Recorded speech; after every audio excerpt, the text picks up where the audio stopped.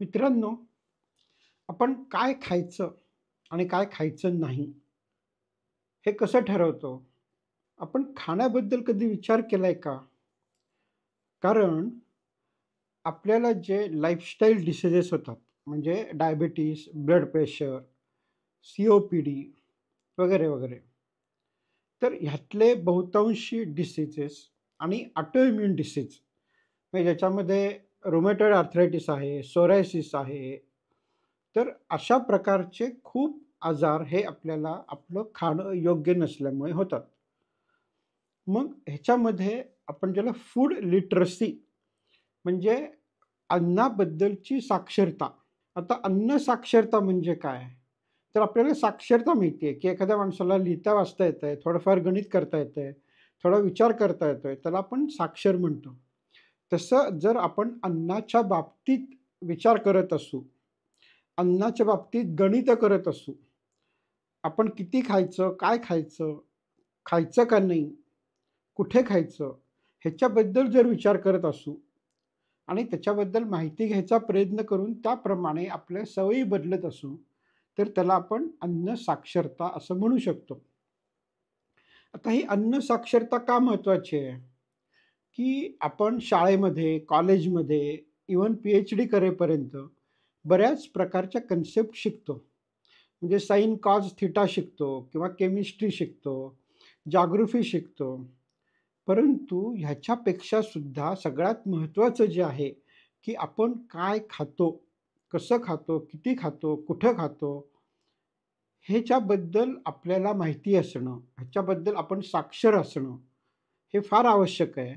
कारण ह्याच्यामुळे आपण आजारी पडणार आहे का नाही, आपली प्रकृती कशी राहणार आहे, आपल्याला एकंदरीत आपलं आयुष्य चांगल्या प्रकारे जाईल का नाही, हे सगळं ठरत असतं. आणि जर ह्याच्याबद्दल आपण साक्षर नसू किंवा ह्याच्याबद्दल आपण विचार करत नसू, तर मग होतं काय, की आपल्याला विविध प्रकारचे आजार होतात. आणि मग एकदा आजार झाले, की आपल्याला असं वाटतं, की हा नशिबाचा भाग आहे किंवा अलीकडे काही सगळ्यांना आजार होतच असतात, त्याप्रमाणे मलाही झालेलं आहे. तर असं नाहीये. मी तुम्हाला गॅरंटी अशी देऊ शकतो, की जर आपण काही प्रिन्सिपल्स किंवा काही पथ्य पाळली, तर आपल्याला डायबिटीज होणार नाही, ब्लड प्रेशर होणार नाही, स्ट्रोक बसणार नाही, किडनी बाद होणार नाही. ह्याची अल्मोस्ट 95-97% गॅरंटी देता येते. जर तुम्हाला ऑटोइम्यून डिसीज किंवा लाईफस्टाईल डिसीजपैकी कुठल्याही प्रकारचा आजार असेल, जुना असेल किंवा नवीन डायग्नोज झालेला असेल आणि त्याच्याबद्दल औषधांशिवाय ट्रीटमेंट करायची जर तुमची इच्छा असेल, तर मी त्याचे प्रोग्राम्स घेतो आणि त्याच्यासाठी खाली दिलेल्या नंबरवर संपर्क साधा. आता फूड लिटरसीची गरज आत्ता का पडायला लागली एवढी? कारण रामदास स्वामींनी 300-400 वर्षापूर्वी असं म्हणून ठेवलंय, की "उदरभरणं हि जाणिजे यज्ञकर्म." म्हणजे आपण जे खातो, आपल्या शरीरासाठी आवश्यक आहे म्हणून जे अन्न खातो, मग ते व्हेज असेल, नॉन-व्हेज असेल, कुठल्याही प्रकारचं असेल, त्याच्यामुळे आपलं शरीर घडतं. त्याच्यामुळे आपण काय खातो हे महत्त्वाचं आहे. आता अन्न साक्षरता अलीकडच्या काळात महत्त्वाचं व्हायचं कारण असं झालंय, की पूर्वी जी प्रकारची अन्नपदार्थ उपलब्ध नव्हते, म्हणजे त्याच्यात काय चिप्स असतील, पिझ्झा असेल, पास्ता असेल, कोल्ड ड्रिंक असतील, एनर्जी ड्रिंक असतील, तर असं काही पूर्वी अस्तित्वातच नव्हतं. एक 100 वर्षापूर्वीचा जर तुम्ही काळ विचारात घेतला, तर तेव्हा असलं काहीही नव्हतं. आणि मग हे आत्ता नवीन आलंय आणि पूर्वी नव्हतं. हे कसं ठरवायचं? तर एवढाच विचार करा, की आपण अमुक एक गोष्ट नैवेद्यामध्ये वापरतो का? म्हणजे जेव्हा आपण काय सत्यनारायणचं नैवेद्य दाखवतो किंवा घरी पूजा केल्यानंतर नैवेद्य दाखवतो, तर त्यात काय पोळी, आमटी, भाजी, कोशिंबीर, चटणी, पापड, लोणचं असे पदार्थ असतात. पण त्याच्यामध्ये कधी डाएट कोक नसतो, त्याच्यामध्ये कधी पिझ्झा नसतो, त्याच्यामध्ये कधी फ्राईज नसतात. म्हणजे हे जे पदार्थ सगळे नवीन आपल्या शरीरात जातायत, नवीन आपल्या आयुष्यात आलेले आहेत मागच्या 50-60 वर्षामध्ये. ह्याला म्हणतो आपण इंडस्ट्रियलाइज्ड फूड. म्हणजे ज्या अन्नपदार्थांचं औद्योगिकरण झालेलं आहे, म्हणजे थोडक्यात जे पदार्थ कारखान्यांमध्ये बनतात. म्हणजे पूर्वी स्वयंपाक हा घरी बनायचा.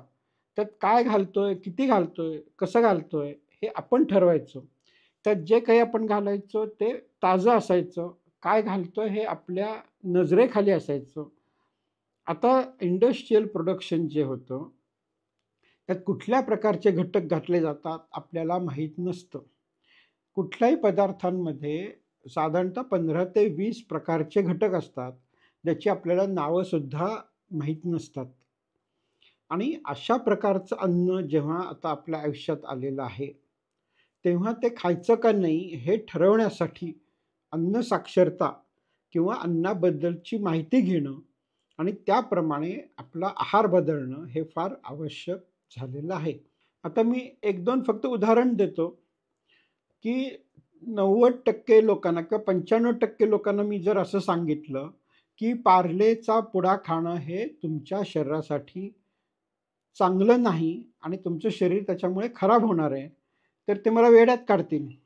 म्हणतील, "काय राव, की प्रत्येकजण आजारी पडल्यानंतर किंवा आजारपणातनं बरा होताना प्रत्येकाला आपण चहा बिस्किट नेऊन देतो आणि ते मोस्टली पार्ले बिस्किट असतं आणि तुम्ही म्हणता पार्ले बिस्किट आरोग्यासाठी चांगलं नाहीये, त्याने शरीर खराब होणार आहे."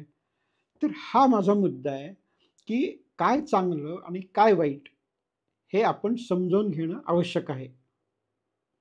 आता मी तुम्हाला उदाहरणं देतो, की बिस्किटं, ब्रेड, कुकीज, खारी, समोसे, भजी, वेफर्स, पिझ्झा. आता मला लिस्ट माझी म्हणजे अनएंडिंग म्हणजे कितीतरी 100 पदार्थ सांगितले तरी संपणार नाही. म्हणजे हे सगळे पदार्थ आपल्या शरीरासाठी हानिकारक आहेत. त्याच्यानी आपल्याला रोग होणार आहेत, त्याच्यानी आपलं ब्लड प्रेशर वाढणार आहे, त्याच्यानी आपली शुगर वाढणार आहे.